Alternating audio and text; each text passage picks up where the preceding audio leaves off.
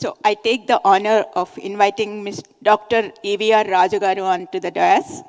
He is the Expert Appraisal Committee member, Ministry of Environment, Forest and Climate Change, the Government of India initiation, which is need of the hour actually for the future generation.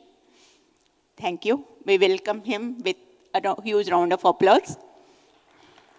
Thank you. Good morning, everybody.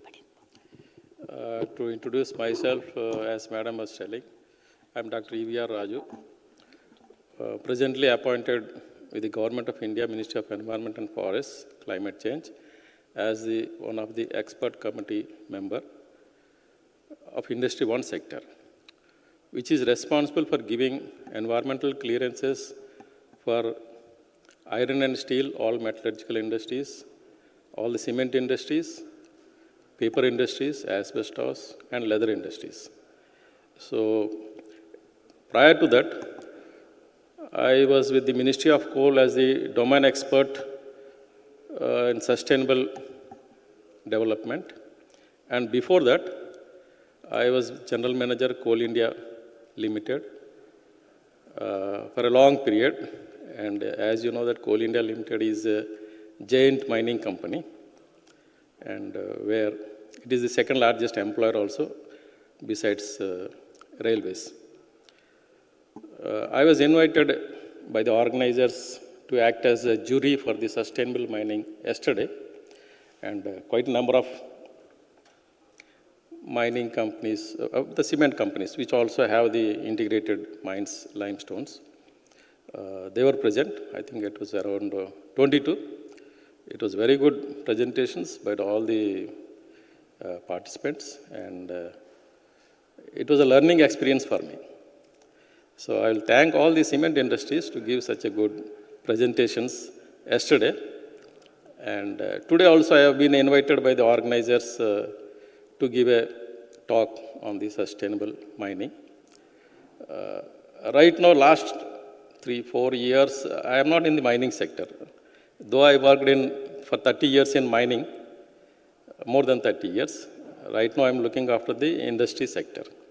Nevertheless, I will just, with my earlier experience with the Coal India Limited and the Ministry of Coal, I will just, and you can stop me anywhere, because rather than showing these slides, see, these days you get a lot of information on the Google and through AI, so you need not bother about, but however, I have shared my experience also on this. These are the two different types of mining, the old school mining and the sustainable mining, okay. Old school mining was with the old instruments or whatever it is, majorly by even manual mining, which they didn't care for the consequences of safety and conservation and pollution. Then came the sustainable mining, which we tell it integrates with environmental care, community well-being, economic viability, planning for post-mining land use, focusing on safety, resource. That's good. Being my experience with the mining industry as well as the industry sector expert appraisal committee member, this is not achieved, cannot be achieved absolutely, right? Why? Because the issues, socio-environmental issues of the mining industry are very varied and very intense. Though the mining activity, it happens in a very small area compared to other developmental activities. See, agriculture is there. Agriculture also causes pollution. It's a vast area. Whereas mining, it happens in a very small area with respect to the geographical area of the country. But it is perceived, it is visible, it is so intense that we do a lot of halla gulla. बहुत ये हो जाता है कि mining is destroying the, for example, right now you're talking about the Aravalis. See, the Supreme Court of India has suspended, or what do you call, the earlier judgment given by one of the Chief Justice See how, at this forum I should not tell, but a CEC was formed. Based on their recommendations, the earlier Chief Justice has given a 100 meters height and some definitions. Then there was public outcry. Now, the present Chief Justice, it has suspended that one. And again, he is telling that 100 meters height should be studied by another committee. Okay, that's a judicial matter, we will not. But the point I want to make here is, if you want absolute environment, better go to a forest and live there, right? See, what is the carbon footprint of this room? And you travel from a very long distance at this point. So this is all hypocrisy, right? So, and we, the industry people, or the mining people, we are contributing to the GDP and the welfare of the society and the community. Just compare with the African countries. Suppose you don't do mining, you don't run a cement industry, you don't run a metallurgical industry. How is the GDP going to be? Where is your quality of life? So, it's a matter of perception and all. And me being in the Ministry of Environment as a committee member, this is my 4th year, and I'll be there for another, I think another two and a half years. So our basic objective is to strike a balance between the development and the environment. And because I am coming from the industry sector, so we give a hand holding and a helping hand to the industry people. We are more in an advisory role.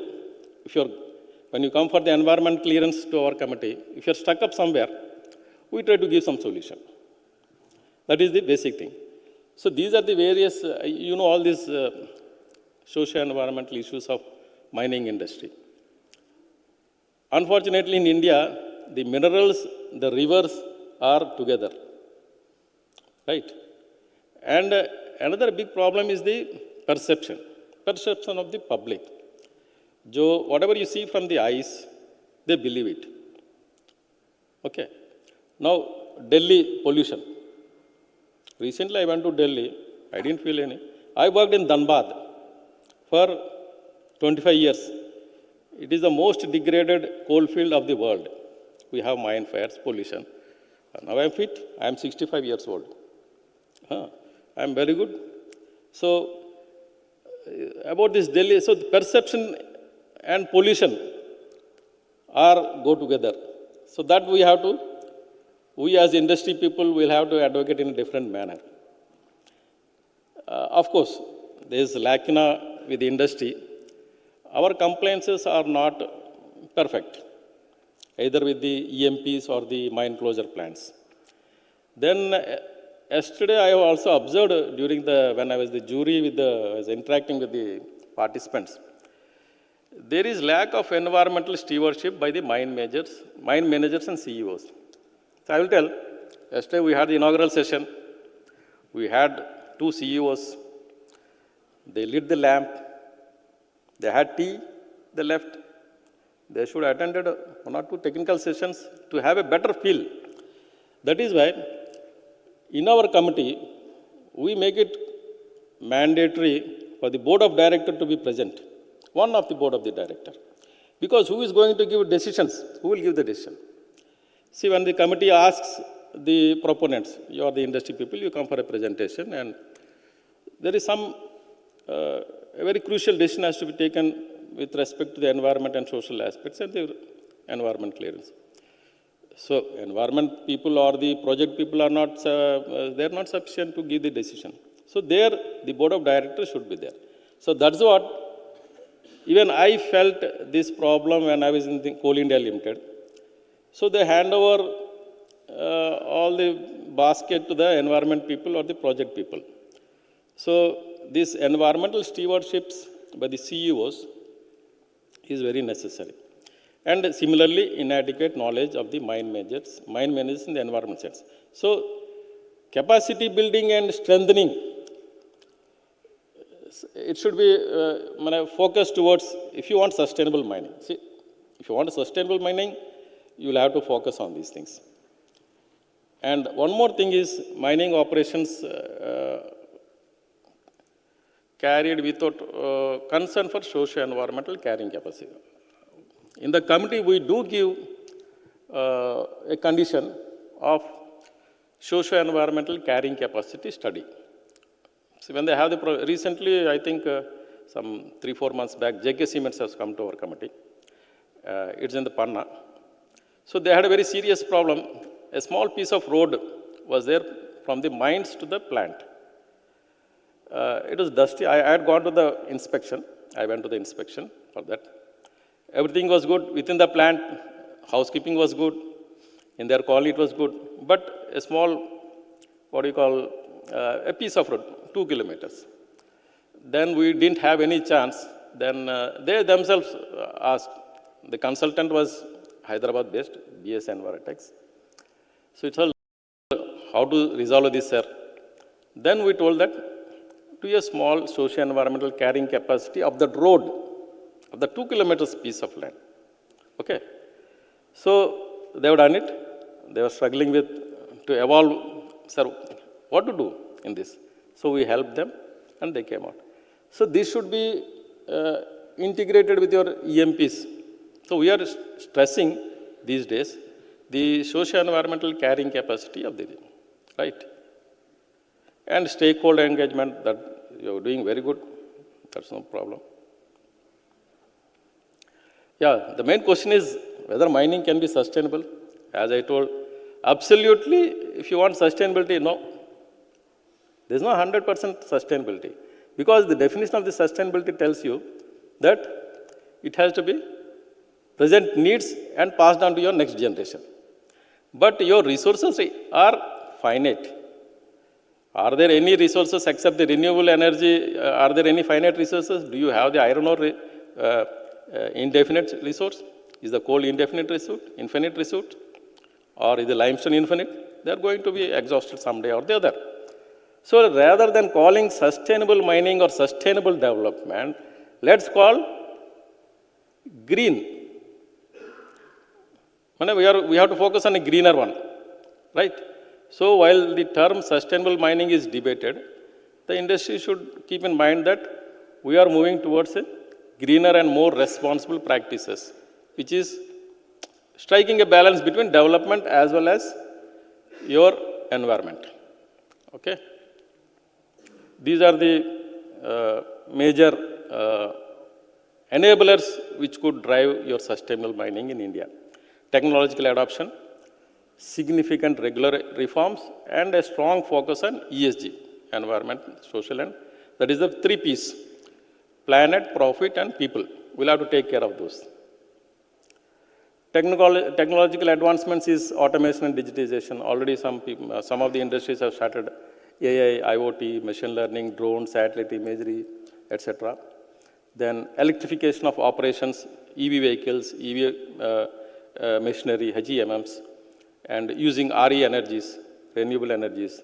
The basic objective is to reduce your carbon footprint and your greenhouse gases, scope 1, scope 2, scope 3 gases, you will have to reduce it. Then advanced mineral processing. This is one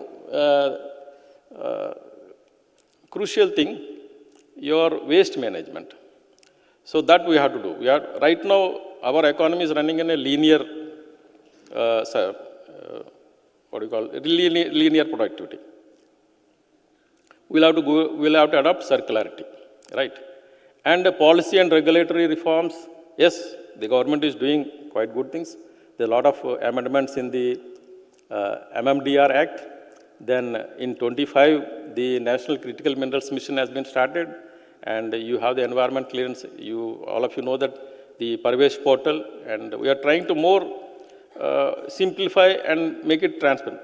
One of the best website is the MoEF's website, and it's transparent. And see, you can find the minutes of the meeting, the agenda, and in the website which is in the public domain.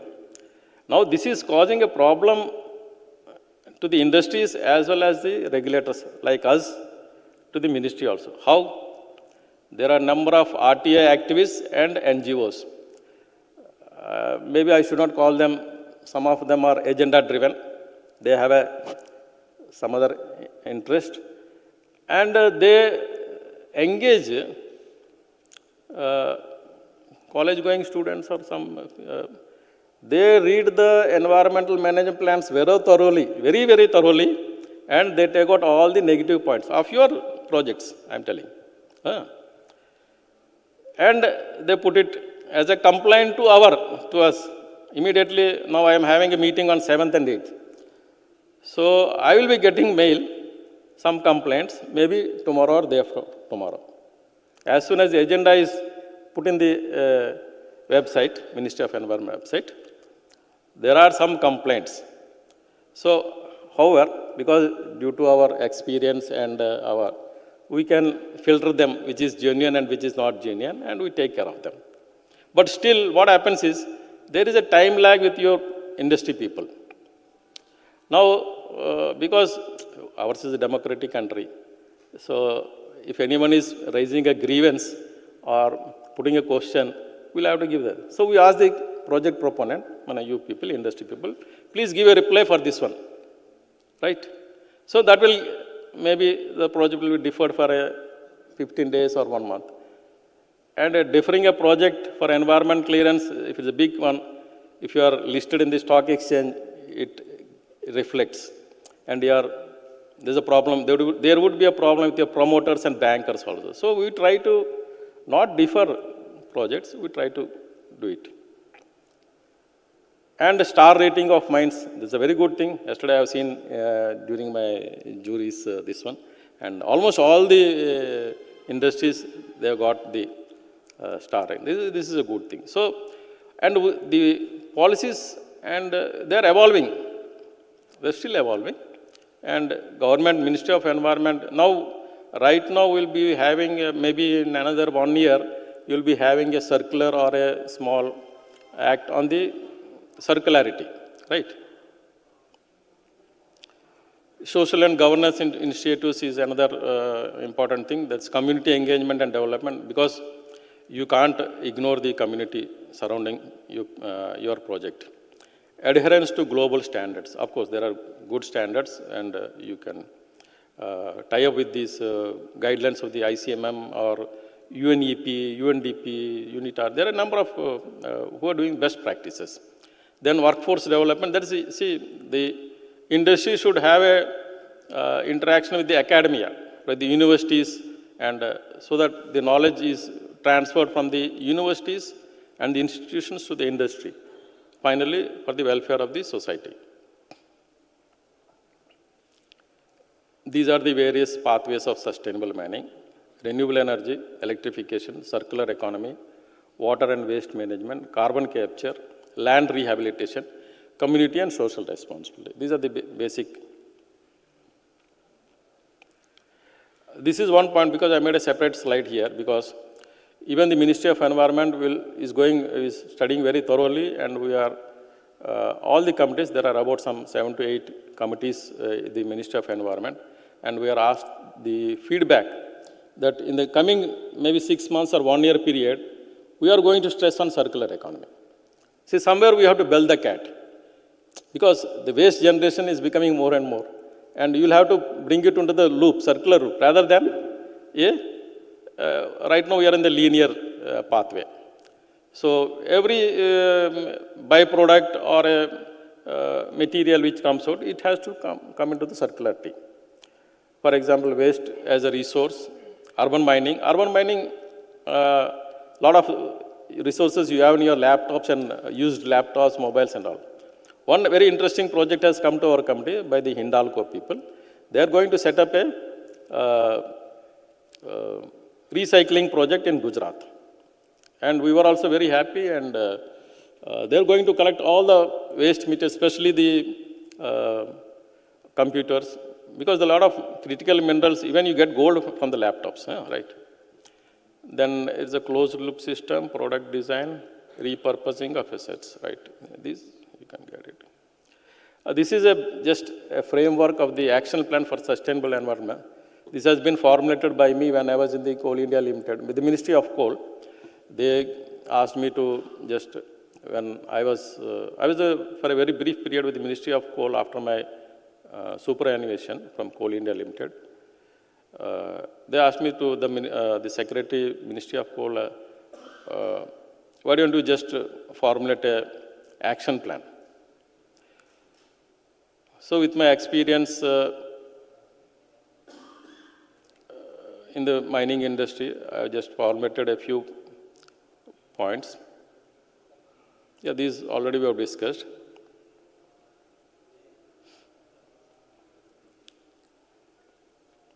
Yeah, the second point is it should be need-based. Need-based, there will be three needs in any developmental project. One is the societal needs.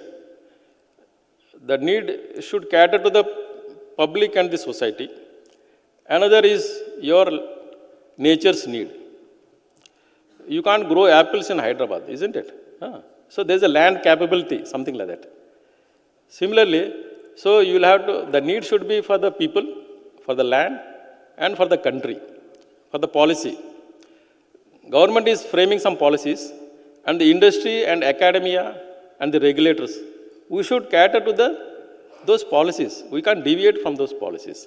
So this is, we call it a need-based sustainable development. In my LinkedIn account, if you're interested, you can put it in the public domain, different presentations. Mine reclamation, ecological restoration, nature-based solutions, mine closure is one very important, water management, watershed development, air quality and noise management. All these are the various domains where you can evolve best practices. Environmental risk management, energy conservation. Yeah, there's one point you see, recently we are exploring you know about the CSR and CER. CSR is Corporate Social Responsibility, which is linked with the Companies Act, right? That's mandated. CER, we mandate CER for all the projects. That is the Corporate Environment Responsibility. As soon as you get the environment clearance, you have to spend some amount. It's roughly 1.5% of the project cost, right? That you have to spend for the environmental aspects to the society within your 10 kilometers radius projects. That is the project study area. Another new domain is evolving. That is the corporate climate responsibility. Because you have been hearing about the climate change, global warming, and all these things. So what would be the corporates, the companies, the industries' climate responsibility? This is going to be very soon, it will be mandated on the industries, very soon. For example, of course, you're doing in some way or the other indirectly, like you're reducing of a carbon footprint, decarbonization, and REs, then carbon sequestration. These are all you're doing, but it will be in a better framework. Then waste reuse cycling, that comes under the circular economy. Environmental monitoring and auditing. In the committee, what we do is, you should have an internal audit, environmental audit, within your company. That you have to do in the first space. Then you can give it to the outside agencies for auditing. Environmental R&D, rebooting of traditional, a lot of traditional knowledge is available, you can do that. Then capacity building, all of you was telling about this. Branding, I find we in the committee also, we find we industry people are always busy with production, our targets. But our branding is not so good. So we are doing we are spending a lot of, we are contributing too much to the GDP, to the society. But our branding is not up to that mark. We have to do more aggressive branding. So that we can counter these NGOs, RT activists, and other foreign. I have a lot of examples. I cannot quote in the public forum because I'll just tell you one. 1 year back, JSW, they were going to set up a steel plant, very big plant, about 25 million tons in Paradeep. Then there were some cases against them, and the NGT has suspended the environment clearance. One local NGO activist, he has gone to the NGT and NGT has suspended it. And that fellow has gone to the Supreme Court of India also. That sir, requesting the court that the environment clearance itself should be scrapped.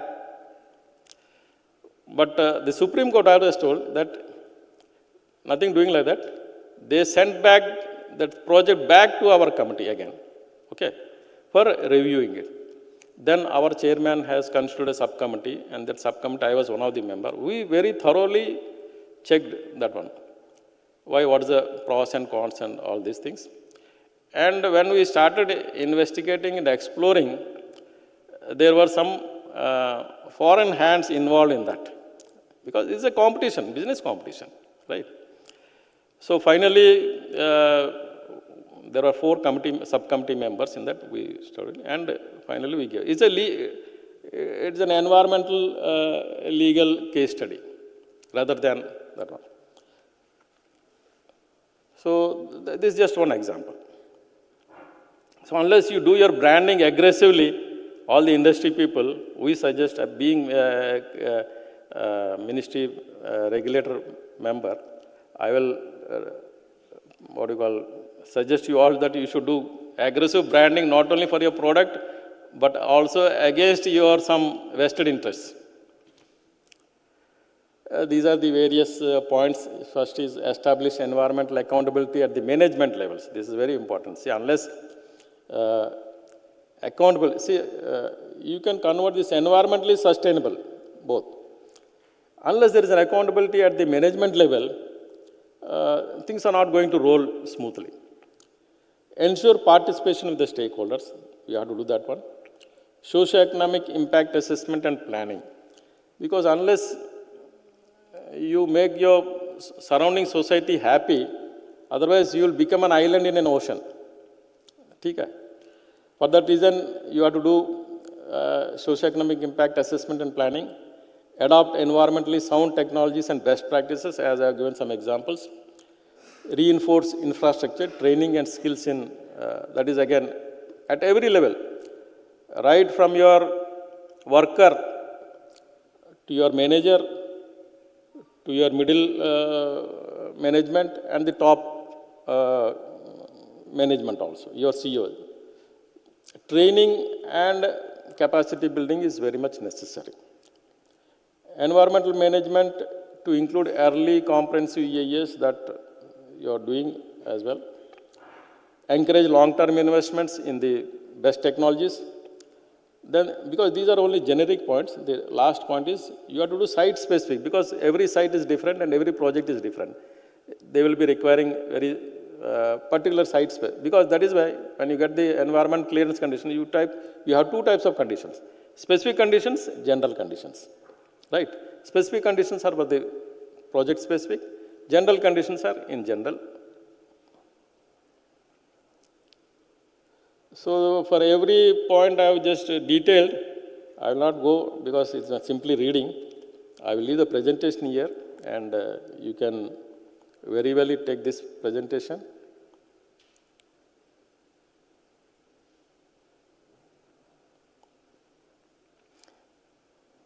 Okay, second point is social mining. I have elaborated those 8 points.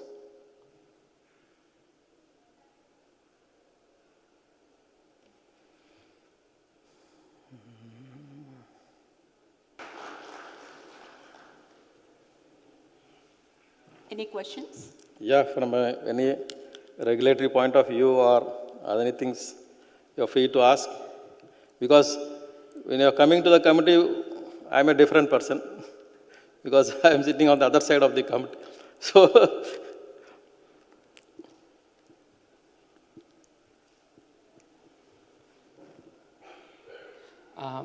thank you, sir. It was a nice presentation, and we learned a lot from this. I'm Dr. Abhishek. I'm from Ultratech Cement. Sir, I found in your presentation a new term, eco-mining tourism. If you could elaborate upon that. Yeah, I've done a lot of eco-mining tourism in Coal India Limited. I will tell you a small fact. Coal India Limited was a very big company, and where I did my mining was in Dhanbad. Dhanbad has more than 100 years of mining history. But very interestingly, the local school people, the school students, and even college students, you have the IIT, Indian School of Mines, Dhanbad. They were also not aware of the various mining methods and post-mining. What do you do in the post-mining? Post-mining is, mine reclamation and restoration, biodiversity conservation, and all this.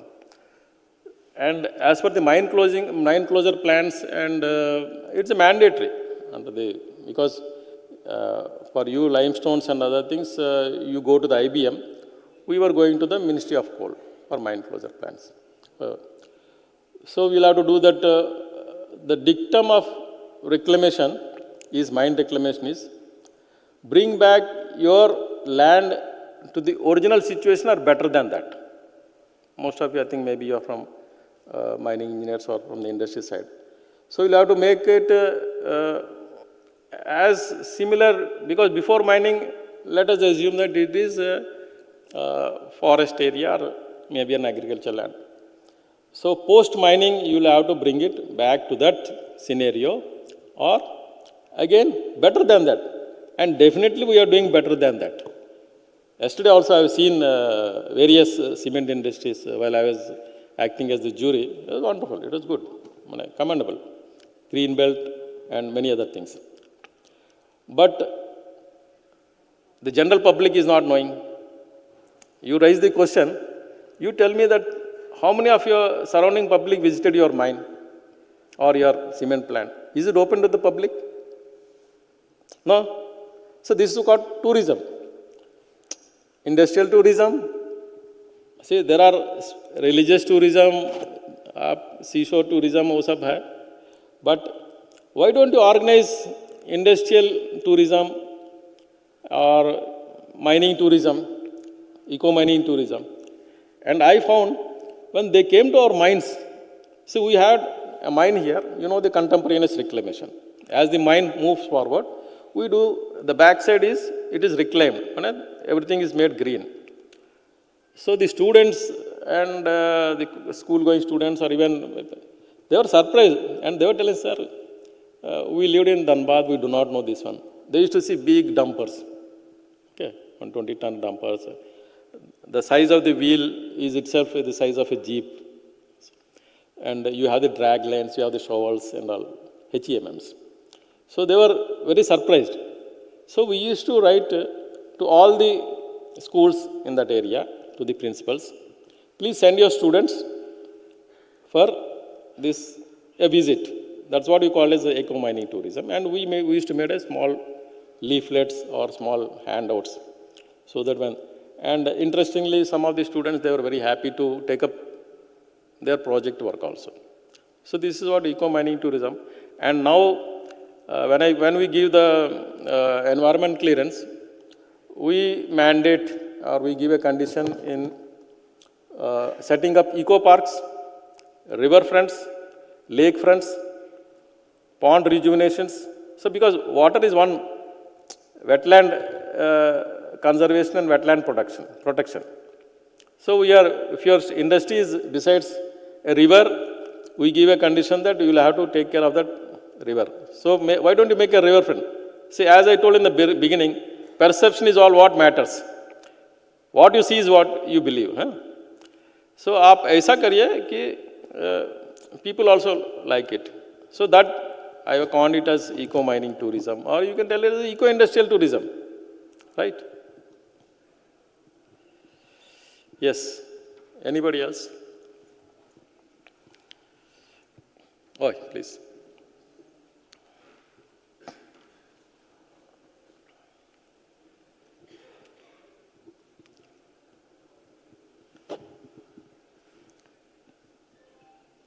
Sir, I assign your presentation that the difference between the CER, CSR, if you could able to say with an example that with a bit better understanding, which are the upcoming policies you are rightly mentioned.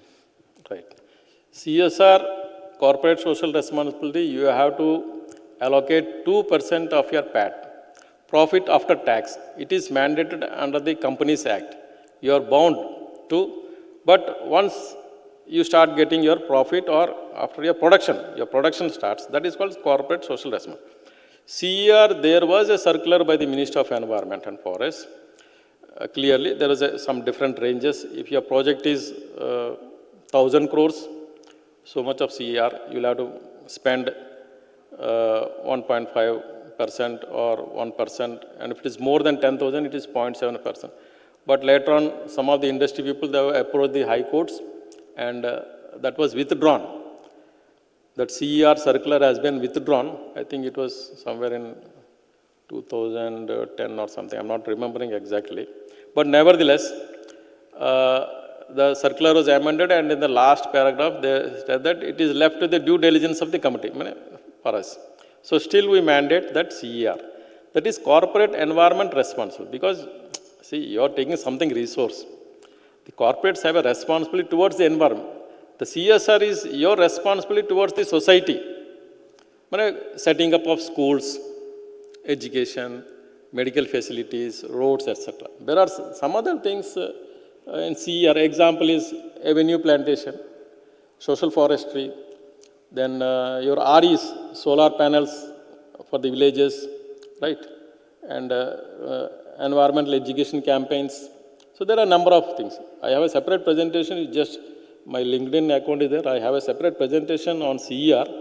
You can, it's all in the public domain, because whatever we discussed in the committee, I put it as a presentation for all my students, and I'm a guest faculty also for various IITs and all, so I put it. So if you want detail, you can get it from there. Village adoption, okay, CER comes, village adoption comes under CER. Within your 10 kilometers radius, there will be a number of villages. You are required to adopt 1 or 2 villages. So what aspects are there in the village adoption? Detail, you can find everything. And with vis-a-vis the best practices available internationally, right? And CCR, corporate climate responsibility. So that is not under the law or any circular, but it is voluntary. So you have CSR, CER, CCR. Okay, thank you. Thank you so much.